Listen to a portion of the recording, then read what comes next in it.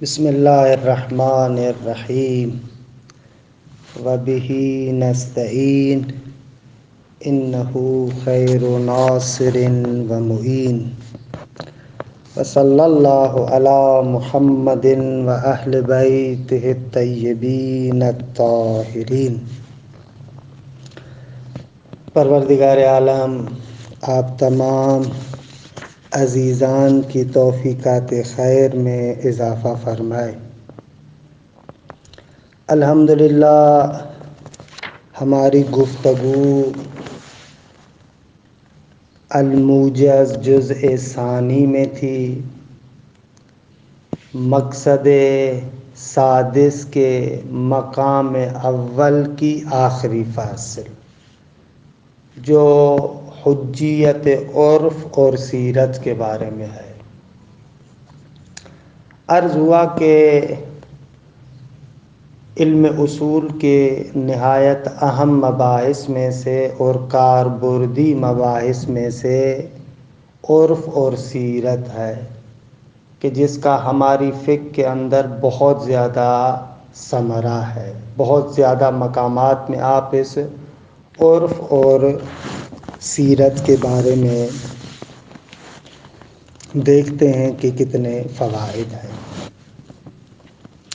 اچھا، گزشتہ جلسے میں عرض کیا کہ عرف اور سیرت سے مراد کل ما اعتادہ الناس وساروا علیہ، ہر وہ چیز کہ جو عام لوگوں کے درمیان رائج ہو اور اس کے مطابق وہ عمل کرتے ہوں، اسے عرف اور سیرت کہتے ہیں۔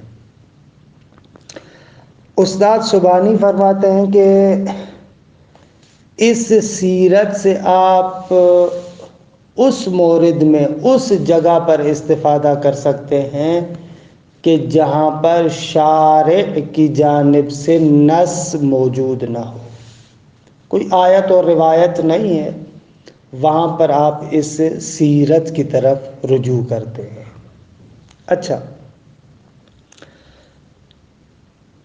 اس مطلب کی تفصیل یہ ہے کہ سیرت کے موارد کو کہ جہاں پر ایک فقیہ سیرت کی طرف رجوع کرتا ہے، اگر ہم منظم طریقے سے آپ کے سامنے پیش کریں تو وہ 4 موارد ہیں۔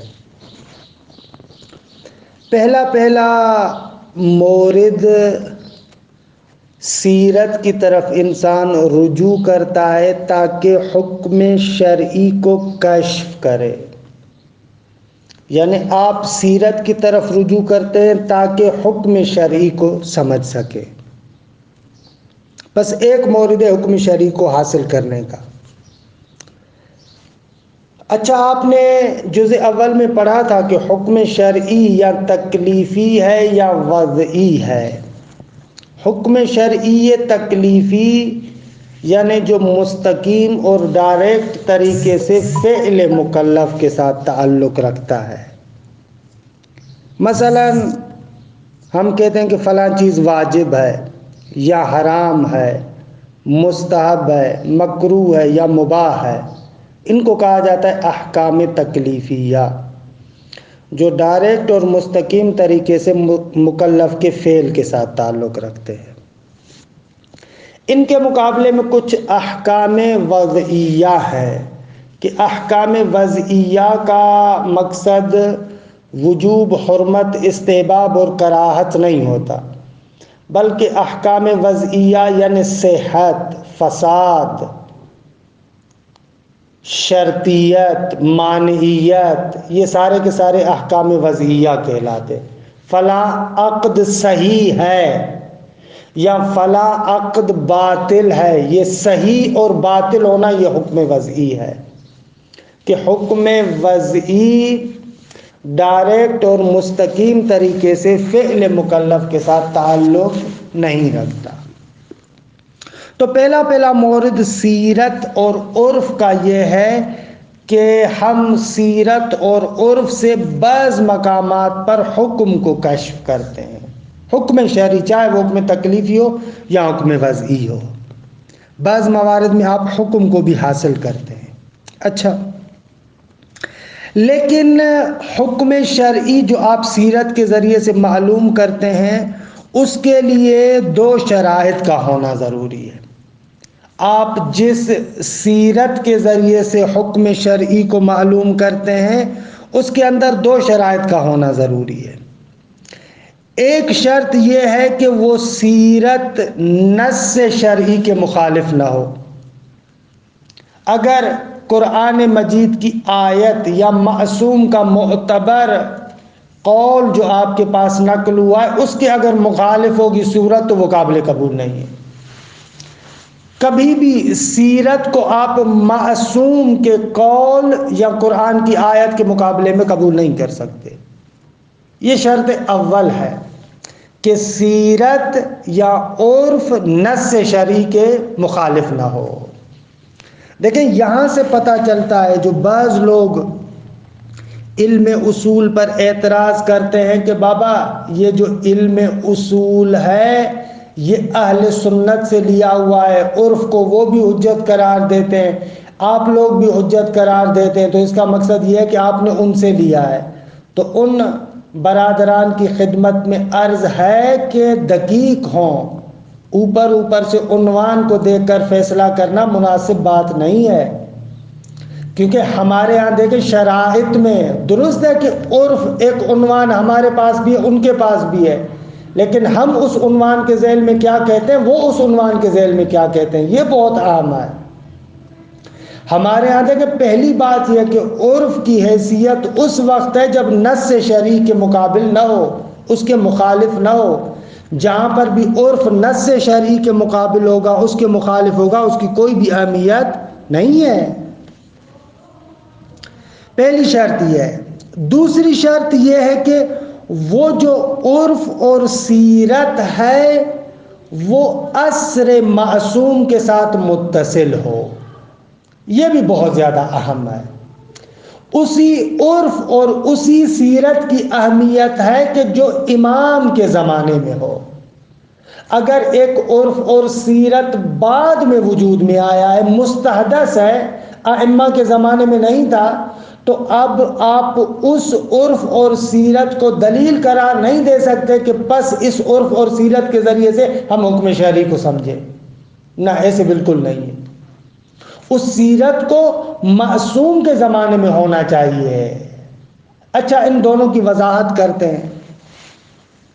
دیکھیں پہلا شرط جو ہم یہاں پر ذکر کرتے ہیں کہ وہ سیرت یا عرف نص شرعی کے مقابل نہ ہو، کیونکہ بعض عرف اور سیرتیں ایسی ہیں کہ جو نص شرعی کے مقابل ہیں، خوب ان کی کوئی ارزش نہیں ہے، کوئی اہمیت نہیں ہے۔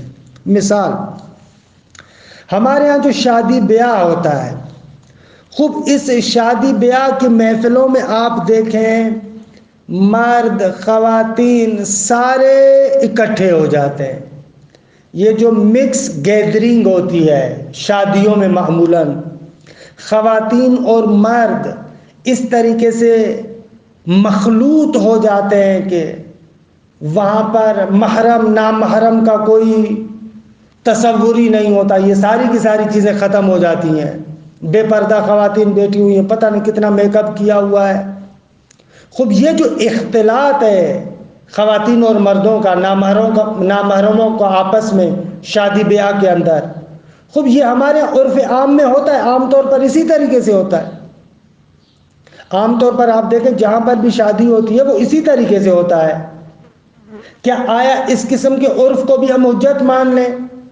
ہم کہیں گے کہ یہ بھی عمومی لوگوں کی سیرت ہے کہ بھئی مرد خواتین آپس میں مخلوط ہوتے ہیں، مکس گیدرنگ ہوتی ہے، یہ صحیح ہے؟ تو یہاں پر جواب دیا جائے گا کہ نہ، یہ سیرت اور یہ عرف حجت نہیں ہے، کیونکہ نص شرعی کے مقابل ہے۔ ہمارے پاس نصوص روایات بھری پڑی ہے اور قرآن مجید کے عمومی احکامات ہمارے پاس موجود ہے کہ محرم اور نامحرموں کا آپس میں اس طریقے سے ملنا درست نہیں ہے، ٹھیک نہیں ہے۔ تو یہ بس عرف ہے، سیرت ہے، لیکن حجت نہیں ہے۔ یا مثلا ہمارے معاشرے کے اندر دیکھیں ربوی معاملات کتنے رائج ہیں، کتنے ہی ہمارے ہاں ایسے معاملات ہیں کہ جن میں سود ہوتا ہے، سودی معاملات ہیں، ربا ہوتا ہے۔ خوب یہ جو سودی معاملات ہیں پتہ نہیں کتنے ہمارے معاشرے کے اندر رائج ہے، عرف ہے، عام طور پر لوگ کرتے ہیں، بے شک سودی معاملہ ہو لیکن لوگ کرتے ہیں۔ تو آیا اس عرف کو بھی آپ حجت کہیں گے؟ ہم کہیں گے کہ نہ، یہ عرف حجت نہیں ہے۔ کیوں؟ اس لیے کہ نص شرعی کے مقابل ہے۔ قرآن اور روایات بیان کرتی ہے کہ سود حرام ہے، معاملہ ربوی جو سودی معاملات ہیں وہ جائز نہیں ہے، لہذا یہ عرف باطل ہے، اور کبھی بھی اسلام اس عرف کو نہیں مانتا، اور اس طرح کے عرف سے حکم شرعی کے بارے میں احتجاج کرنا، دلیل لانا جہالت کی دلیل ہے، یہ کبھی بھی حجت نہیں ہے۔ اچھا، کبھی کبھار یوں ہوتا ہے ہمارے پاس ایک عرف عام ہے، سیرت ہے، اور اس عرف عام اور سیرت کا نص شرعی کے ساتھ ٹکراؤ بھی نہیں ہے۔ کوئی شرعی نصوص ہمارے پاس ایسی نہیں ہے جو اس عرف اور سیرت کے ساتھ ٹکراتے ہوں، نہ کوئی ایسے دلائل نہیں ہے۔ لیکن دوسری طرف سے اس سیرت اور عرف کے بارے میں کوئی دلیل خاص بھی موجود نہیں ہے، کوئی آیت اور روایت بھی موجود نہیں ہے کہ جو کہتی ہو کہ اس عرف پر آپ عمل کریں، اس سیرت پر آپ عمل کریں۔ اس قسم کی سیرت کے بارے میں آپ کیا کہیں گے؟ مثلا مثال دوں میں آپ کو تاکہ مسئلہ واضح ہو جائے۔ ہمارے عرف عام میں عقود، خرید و فروشت کے جو معاملات ہیں وہاں پر معاطات بہت زیادہ ہے، ٹھیک ہے؟ معاطات یعنی وہاں پر ایجاب اور قبول لفظی نہیں ہوتا۔ معمولاً آپ جائیں دکان پر، ایک چیز کو اٹھایا آپ نے، اور آج کل تو ماشاءاللہ جو بڑے بڑے مالز ہوتے ہیں، یا ہمارے ہاں ایران میں ہم لوگ کہتے ہیں فروش گاہیں جتنی بھی ہیں، وہاں پر آپ جاتے ہیں اپنی مرضی کے ساتھ مختلف چیزوں کو اٹھا لیتے ہیں اور کاؤنٹر پر آ جاتے ہیں اور پیسے دے دیتے ہیں، اور پھر آپ چلتے بنتے ہیں۔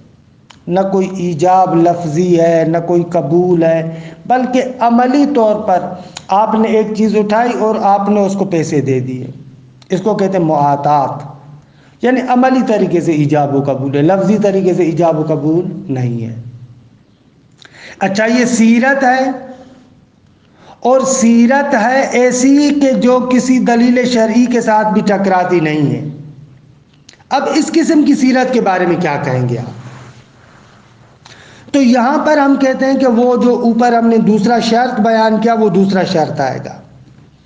درست ہے کہ عملی سیرت ہے، کسی نص شرعی کے مقابل بھی نہیں ہے، تو ایسی سیرت کے بارے میں گفتگو کرنی ہوگی کہ آیا معصومین کے زمانے میں بھی تھی یا نہیں تھی۔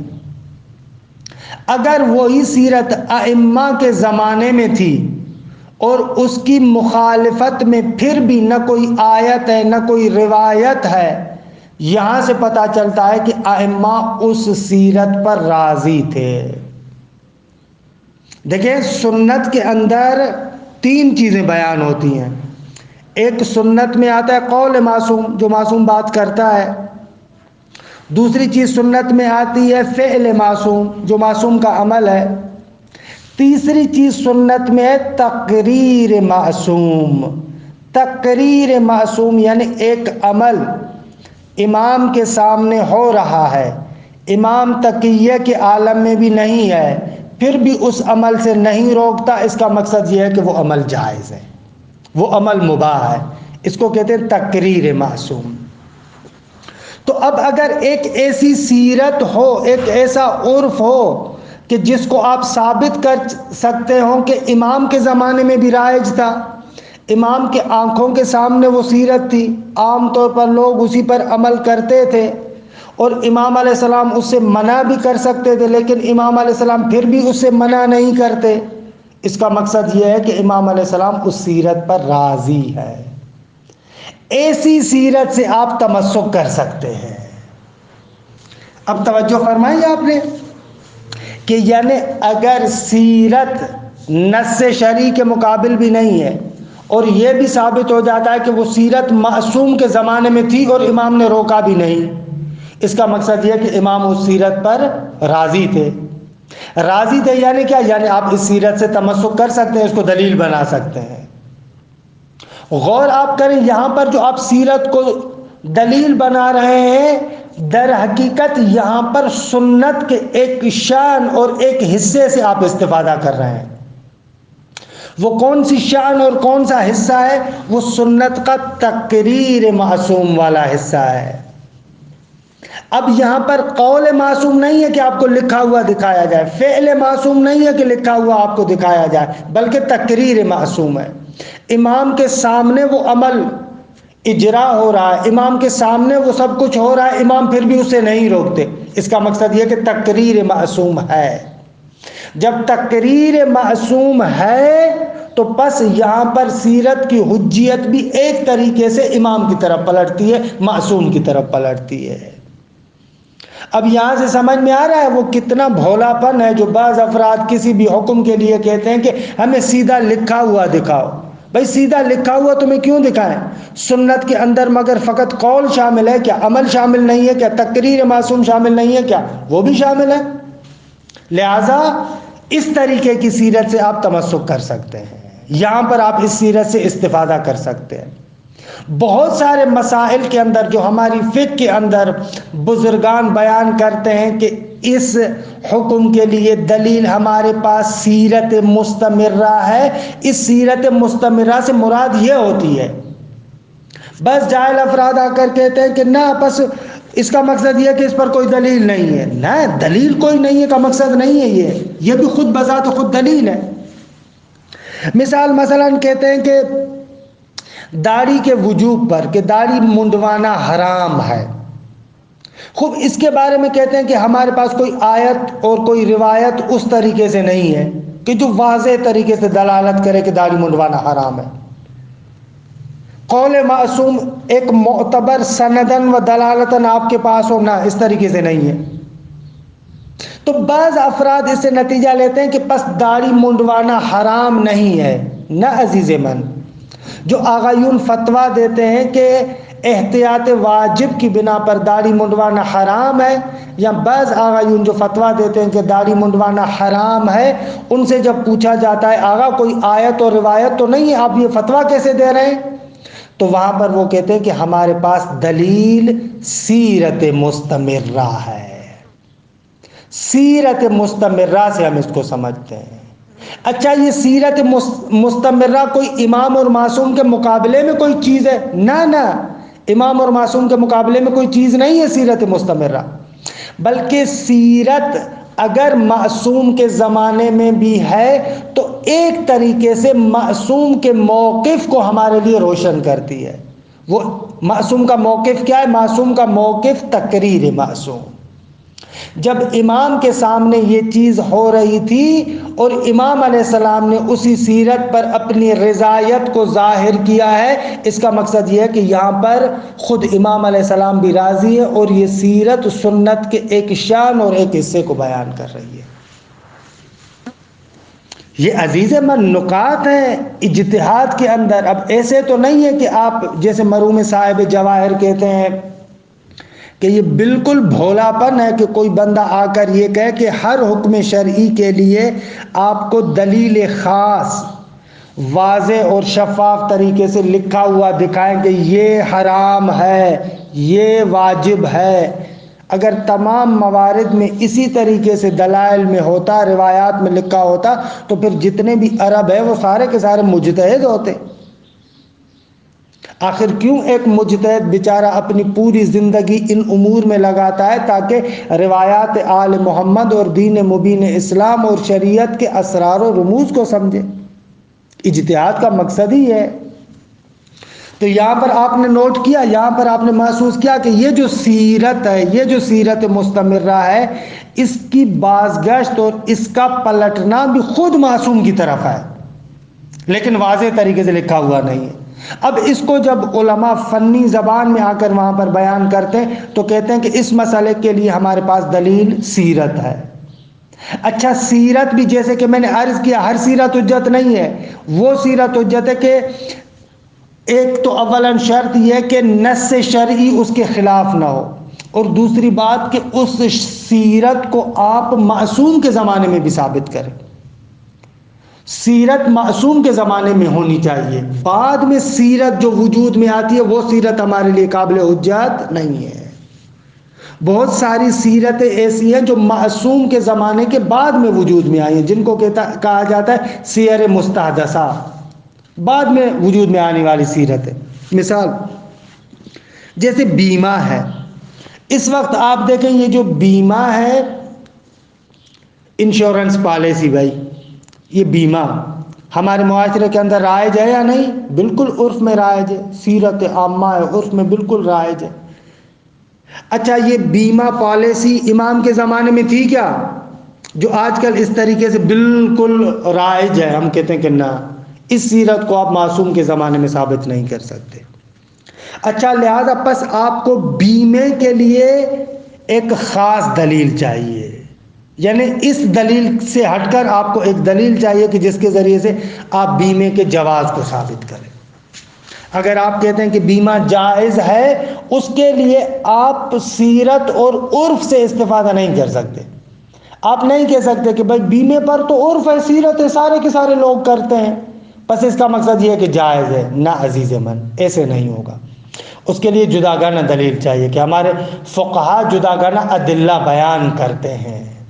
کہ بہرحال مجھے ڈر لگ رہا ہے کہ زیادہ رک جائیں گے، وگرنہ میرا دل چاہ رہا تھا کہ ان مثالوں کے بارے میں تھوڑی بہت بحث بھی کرتا، لیکن بہرحال چھوڑتا ہوں، بحث نہیں کرتا۔ صرف یہ کہنا ہے کہ یہ عقد بیمہ، عقد تأمین، یہ جو بیمہ ہے اس پر آپ سیرت سے استدلال نہیں کر سکتے۔ لیکن توجہ کریں، سیرت سے استدلال نہیں کر سکتے اس کا مقصد یہ نہیں ہے کہ بس وہ جائز نہیں ہے، ممکن ہے اس کے لیے کوئی دوسری دلیل ہو، جیسے کہ ہمارے فقہا بیان کرتے ہیں، کچھ عمومات اور اطلاقات سے وہاں پر استفادہ کرتے ہیں۔ یا مثلا ایک اور جو حق امتیاز ہے، مثلا آپ دیکھیں اگر آپ نے اپنے گھر کے اندر بجلی لگوانی، میٹر لگوانا ہے، تو آپ کیا کرتے ہیں؟ پہلے آپ کو کچھ فیس دینی ہوتی ہے کہ بھئی یہ میرے گھر میں میٹر لگنا چاہیے۔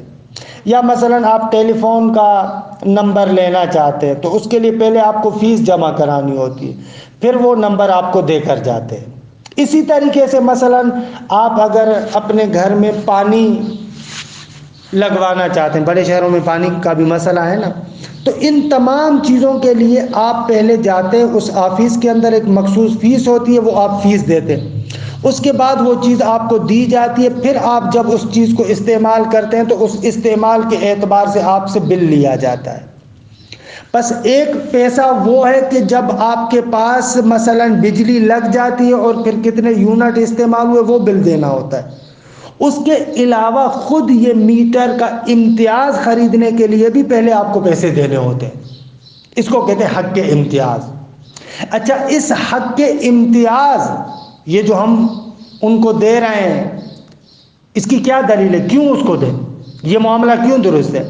کیونکہ بجلی تو ابھی میں نے استعمال نہیں کی، جو بعد میں بجلی استعمال کروں گا اس کے تو مجھ سے جداگانہ پیسے لیں گے، لیکن خود یہ امتیاز خریدنے کے لیے بھی پہلے آپ کو پیسے دینے ہوتے ہیں، اور یہ عرف میں رائج ہے، سیرت ہے، رائج ہے، عام طور پر سب لوگ کرتے بھی ہیں۔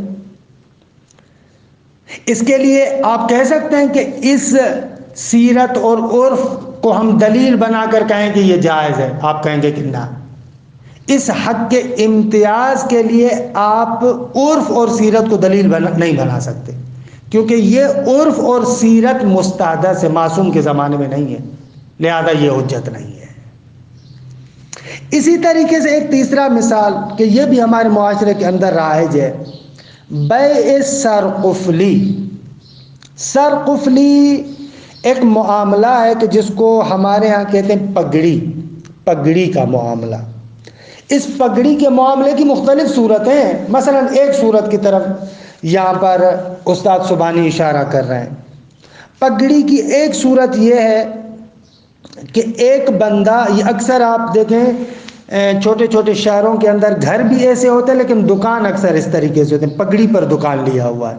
خود پگڑی پر دکان لیا ہوا ہے یعنی کہ اس کی ایک صورت یہ ہے کہ میں ایک جگہ پر دکان اجارے پر لیتا ہوں، کافی عرصے تک وہ میرے پاس تھا.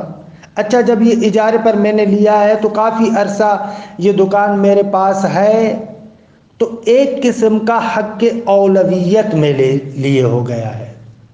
اچھا اس حق اولویت کی بنا پر اگر مالک مجھے کہے یا کوئی اور بندہ اسی گھر کو اجارے پر لینا چاہے تو آپ کہتے ہیں کہ میں اس مکان کو چھوڑنے کے لیے تیار ہوں، لیکن اس حق اولویت کے عنوان سے مثلا مجھے 2 لاکھ روپے چاہیے تاکہ میں اس کو ترک کروں اور چھوڑوں.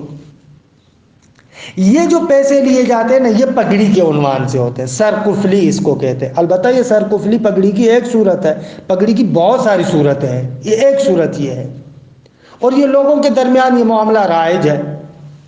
اچھا آیا آپ اس رائج ہونے کو، عرف ہونے کو دلیل قرار دے سکتے ہیں؟ آپ کہیں کہ یہ سیرت ہے لہذا یہ لوگوں کے درمیان رائج ہے اور ہم اس کو مان لیتے ہیں، آیا ایسے ہوگا؟ آپ کہیں گے کہ نہ.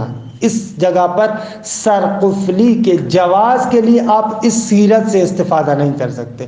کوئی اور دلیل اگر ہمارے پاس ہو تو اس سے جا کر آپ تمسک کریں، لیکن سیرت سے استفادہ نہیں کریں گے. کیوں؟ اس لیے کہ یہ سیرت امام کے زمانے میں ثابت نہیں. اگر معصوم کے زمانے میں سیرت ثابت نہیں ہے تو آپ اسے استفادہ نہیں کر سکتے.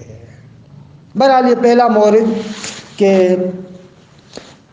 اس کو کسی حد تک کتاب کی حد تک ہم نے بیان کیا. عبارت کو دیکھیں، وَتَتَلَخَّصُ مَرْجِعِيَّةُ الْعُرْفِ فِي الْأُمُورِ الْأَرْبَعَةِ التَّالِيَةِ، کہتے ہیں کہ یہ جو عرف اور سیرت کی مرجعیت ہے اور آپ اس سے استفادہ کرتے، اس کو من درجہ ذیل 4 امور میں خلاصتاً بیان کیا جا سکتا ہے.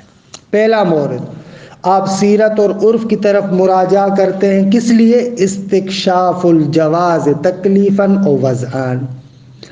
آپ اس سیرت سے جواز کو ثابت کرتے ہیں. اچھا وہ جواز چاہے تکلیفی طریقے سے ہو یا وضعی طریقے سے ہو.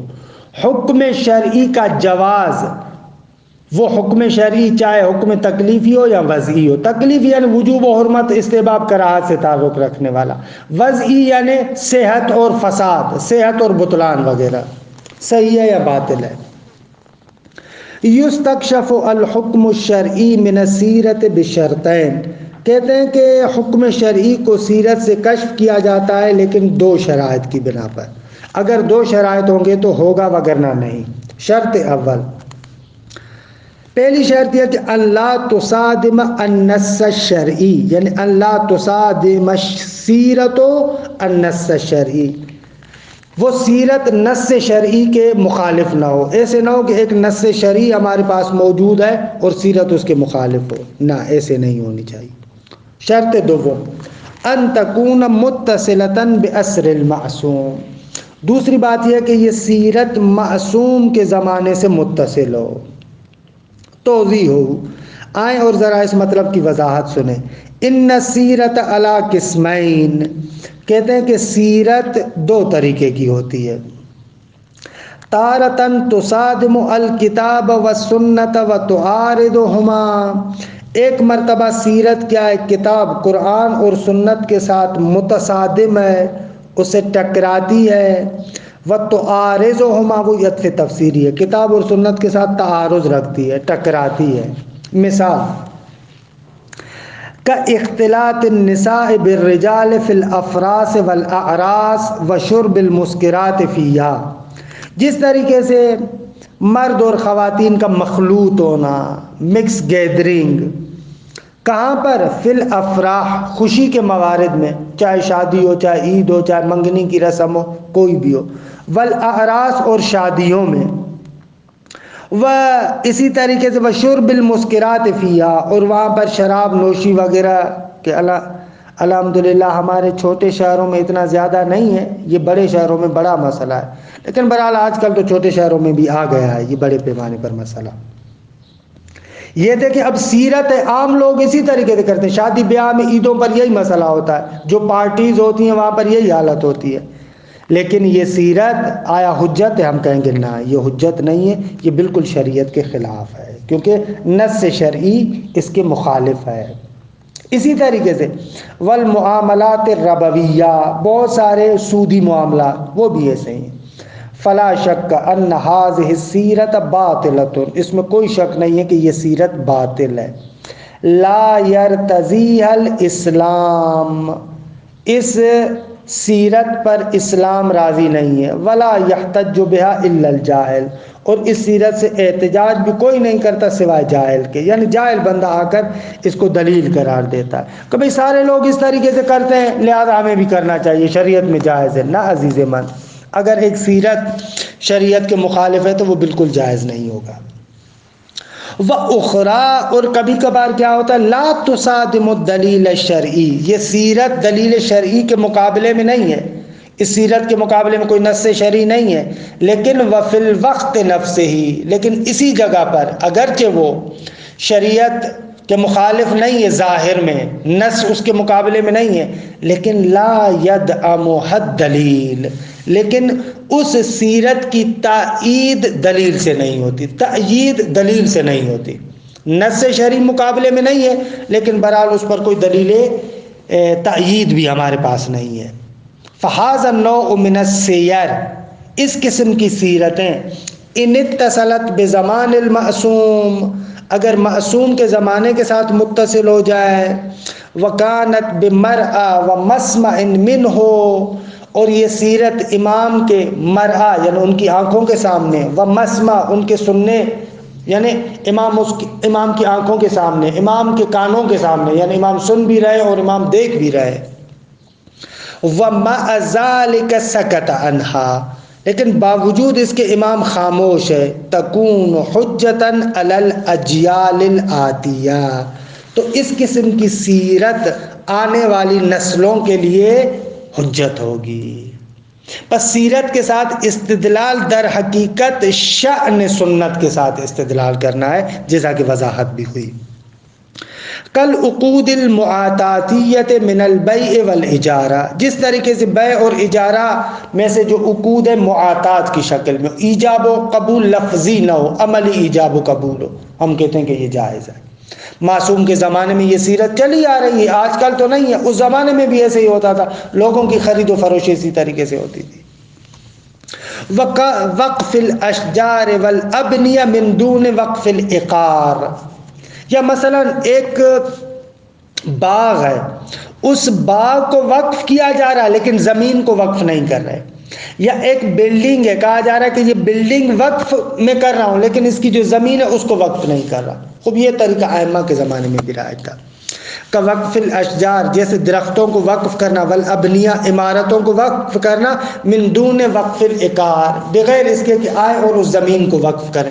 اس پر جو بلڈنگ بنی ہوئی ہے وہ وقف کر رہے ہیں لیکن آپ کہہ رہے ہیں کہ زمین وقف کی نہیں ہے، یہ ہو سکتا ہے۔ ایک جگہ پر عمارت بنی ہوئی ہے، میں کہتا ہوں بابا یہ اس عمارت کو میں شاگردوں کی ہاسٹل کے لیے وقف کرتا ہوں، جب تک یہ عمارت ہے یہ شاگردوں کے ہاسٹل کے کام ہے، لیکن وہ زمین نہ، اس زمین کو وقف نہیں کرتا، زمین میری اپنی رہے گی۔ خوب یہ بھی ائمہ کے زمانے میں تھا۔ وَبِذَلِكَ يُعْلَمُ، کہتے ہیں کہ اسی طریقے سے ہمارے لیے معلوم ہو جائے گا کہ أَنَّ السِّيَرَ الْحَادِثَةَ بَيْنَ الْمُسْلِمِينَ، وہ سیرتیں کہ جو مسلمانوں کے مابین پیدا ہوئی ہیں بعد رحیل المعصوم، معصوم کی رحلت کے بعد، لا يصح الاحتجاج بها، ان سیرتوں سے آپ احتجاج اور دلیل قائم نہیں کر سکتے۔ آپ نہیں کہہ سکتے کہ اس سیرت کی بنا پر یہ حکم شرعی، نہ، یہ امام کے زمانے میں نہیں ہے۔ وَإِنْ رَاجَتْ بَيْنَهُمْ، اگرچہ ان مسلمانوں کے مابین وہ سیرت رائجی کیوں نہ ہو گئی ہو۔ کل امثلۃ التالیہ، جیسے مندرجہ ذیل مثالیں۔ پہلی مثال عقد التأمین، جیسے کہتے ہیں کہ عقد تأمین، تأمین یعنی وہی عقد تأمین یعنی بیمہ۔ اچھا یہ بیمہ اس طریقے سے ہے، وَهُوَ عَقْدٌ رَائِجٌ بَيْنَ الْعُقَلَاءِ، یہ ایک ایسا عقد اور معاملہ ہے جو عقلاء کے درمیان رائج ہے۔ خوب اس میں کیا ہوتا ہے کہ آپ کو پتہ ہے کہ بیمے کی پالیسی کیا ہے، مثلا کوئی کمپنی ہوتی ہے، وہ آ کر کہتی ہے کہ آپ ہر ماہ مثلا اتنی قسط ہمیں دیں. اگر آپ کو مثلا کوئی بہت بڑا نقصان ہو گیا تو بیمہ کمپنی آپ کے اس نقصان کی ضامن ہوگی. مثلا بیمے کی ایک صورت یہ ہے کہ آج کل تو بیمے کی بہت ساری صورتیں ہیں نا. علیہ یدور و رحل حیات الاسریہ، اور اسی بیمے پر معاصر زندگی کی چکی چلتی ہے، اسی پر چکی چلتی ہے. آپ بڑے شہروں میں دیکھیں نا، ڈرائیورنگ کے لیے گاڑی کا بیمہ، گھر کا بیمہ، پتہ نہیں کس کا بیمہ، یہ سارا ایسے ہی چلتا ہے. فموافقت العرف لہا لیست دلیلا علی مشروعیتها، اس عقد تأمین اور اس سیرت کے مطابق ہم کہتے ہیں کہ عرف چلتا ہے، یہ عرف کی موافقت کرنا اس سے یہ اس کی مشروعیت اور جواز کی دلیل نہیں ہے. بل یجب التماس دلیل آخر علیہ، ضروری ہے کہ آپ یہاں پر ایک اور دلیل سے استفادہ کریں، کیونکہ یہ سیرت تو ہے لیکن معصوم کے زمانے میں سیرت نہیں تھی، یہ سیر حادثہ میں سے ہے، بعد میں وجود میں آئی ہے، لہذا اس کو آپ نہیں کہہ سکتے. 2 عقد و حق الامتیاز، یہ جو حق امتیاز ہوتا ہے یہ بھی آج کل بہت زیادہ رائج ہے نا، کہ مثلا مثالوں سے واضح ہو جائے گا. قد شاء بین الناس شراء الامتیازات، اب لوگوں کے درمیان کہتے ہیں کہ بہت زیادہ مشہور ہو گیا کہ مختلف امتیاز خریدتے ہیں. اگر میں امتیاز خرید رہا ہوں کہ میرے گھر کے لیے فون ہو، اس امتیاز کو میں نے لے لیا. بجلی ہو مثلا کا امتیاز الکہرباء، جس طریقے سے بجلی کا امتیاز، والہاتف فون کا امتیاز، والماء پانی کا امتیاز، وغیرہ ذالک، اور اس کے علاوہ بھی اور بہت سارے ہیں کہ جو آج کل خریدے جاتے ہیں. التی تعد من متطلبات الحیات الاسریہ، کہ جس کو شمار کیا جاتا ہے معاصر یعنی آج کل کی زندگی کی ضروریات میں سے شمار کیا جاتا ہے. متطلبات یعنی ضروریات، نیاز. فَيُدْفَعُ حِصَّةً مِّنَ الْمَالِ، اپنے مال کا ایک حصہ دیا جاتا ہے. کیوں؟ بُغْيَةَ شِرَائِهَا، اس کو خریدنے کے لیے. وراء ما يدفع یا وراء ما يدفع في كل حين عند الاستفادة والانتفاع بها، جب آپ اسے استفادہ کریں گے، جب آپ اسے فائدہ لیں گے، اس کے مقابلے میں تو بل دیتے ہیں لیکن اس کے علاوہ بھی حق کے امتیاز کے طور پر آپ کو بل دیا جاتا ہے. وحیث ان هذه السیرت استحدثت، کیونکہ یہ سیرت مستحدث آئے، بعد میں وجود میں آئی ہے. ولم تکن من قبل، پہلے نہیں تھی. فلا تکون دلیلا علی جوازها، حق کے امتیاز اور اس قسم کے امور کے جواز پر یہ سیرت دلیل نہیں ہوگی. فلا بد من طلب دلیل آخر، لہذا کسی اور دلیل سے آپ استفادہ کریں. 3 بیع السرقفلیہ، پگڑی کی بیع سرقفلیہ، کہ یہاں پر ایک صورت کو بیان کر رہے ہیں. قد شاء بین الناس، لوگوں کے درمیان مشہور ہو گیا کہ ان المستاجر، کہ جس نے اجارے پر گھر لیا ہے، دکان لیا ہے، اذا استاجر مکانا، جب ایک مکان کو اجارے پر لیتا ہے، ومکث فیہ مدتا، اور اس مکان کے اندر کچھ مدت تک رہتا ہے، یثبت لہ حق الاولویہ یا یثبت لہ حق الاولویہ، اس کے لیے حق اولویت ثابت ہو جاتا ہے. وربما یاخذ فی مقابلہ شیئا، اور کبھی کبھار اس حق کے اولویت کے مقابلے میں کچھ پیسے بھی لیتا ہے، باسم سرقفلیہ، پگڑی کے نام سے. حین تخلیت، جب اس کو خالی کرنا ہوتا ہے. وحین ترک المکان للغیر، جب کسی اور کے لیے مکان کو چھوڑتا ہے تو پگڑی کے پیسے بھی لیتا ہے. آپ دیکھیں بہت سارے دکاندار ہوتے ہیں، خصوصاً شہر کے اندر، چھوٹے شہروں میں تو یہ بہت زیادہ رائج ہے. ٹاؤن کمیٹی کا دکان ہوتا ہے، مختصر سا وہ اجارہ دیتے ہیں، لیکن کافی عرصے سے اس کے پاس ہے، لیکن وہ دکان ان کا پگڑی پر لیا ہوا ہے. اب جب ان کو کہا جاتا ہے کہ آپ اس دکان کو چھوڑیں تو وہ کہتے ہیں کہ پگڑی کے میں مثلا 2 لاکھ لوں گا، اور بہت سارے لوگ لے بھی لیتے ہیں. تو اب یہ دیکھیں یہ معاملہ کون سا ہے، یہ رائج ہے ہمارے عرف عام کے اندر. آیا اس پر آپ اس رواج اور سیرت کو دلیل قرار دے سکتے ہیں کیونکہ عرف میں رائج ہے لہٰذا یہ جائز ہے، یا نہ اس کے لیے جداگانہ دلیل کی ضرورت ہے؟ اس کے لیے جداگانہ دلیل کی ضرورت ہے. اسی سیرت سے آپ یہاں پر استفادہ نہیں کر سکتے. کیوں نہیں کر سکتے؟ اس لیے کہ یہ سیرت مستحدثہ ہے. وصلی اللہ علی محمد و اہل بیتہ الطیبین الطاہرین. بس عزیزان من، اس عرف اور سیرت کے مباحث کو دیکھ رہے ہیں کہ کتنا ہماری زندگی کے ساتھ ربط ہے ان کا. اور یہاں پر الحمدللہ مصنف نے بھی بہت اچھا یہ کیا ہے کہ خوب مثالیں دی ہیں. اس طریقے سے بعد والی اصولی کتابوں میں آپ کو زیادہ مثالیں نہیں ملیں گی. یہ خوبصورت طریقہ ہے استاد سبحانی کا کہ بہت زیادہ مثالیں ذکر فرمائی ہیں.